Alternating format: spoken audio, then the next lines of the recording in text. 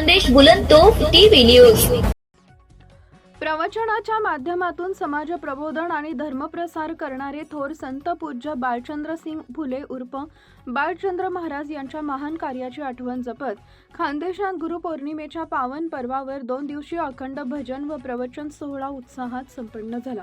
Station road येथील महाराजांच्या समाधीस्थळी या सोहळ्याचे आयोजन करण्यात आले होते। विशिष्ट बाब म्हणजे फुले परिवाराने गेल्या 100 वर्षापासून अविरत चाललेली ही भक्तीची आणि सेवेची परंपरा आजही अत्यंत निष्ठेने जपली आहे।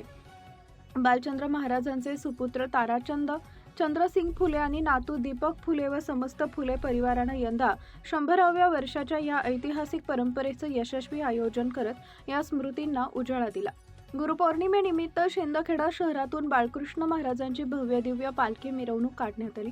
पारंपरिक वाद्य टाळ मृदंगाचा गजर आणि बाळचंद्र महाराज की जयच्या घोषात संपूर्ण शहर भक्तिमय वातावरणात न्हाऊन निघाले होते। या शिस्तबद्ध आणि नयनरम्य पालखी मिरवणुकीत फुले परिवारातील सदस्यांसह शेकडो भाविक भक्त मोठ्या उत्साहाने सहभागी झाले होते। या 2 दिवसीय धार्मिक कार्यक्रमास खानदेशातील कानाकोपऱ्यातून भाविकांनी हजेरी लावली होती।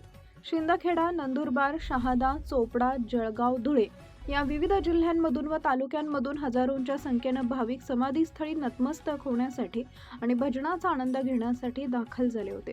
2 दिवस चाललेल्या या कार्यक्रमात भजनाचे सूर आणि आध्यात्मिक प्रवचनाने परिसर दुमदुमून गेला होता। पालखी मिरवणूक, समाधी पूजन, भजन आणि प्रवचनाच्या कार्यक्रमानंतर समाधीस्थळावर महाप्रसादाचे आयोजन करण्यात आले होते। हजारो भाविकांनी शिस्तबद्ध रीतीने या महाप्रसादाचा लाभ घेतला।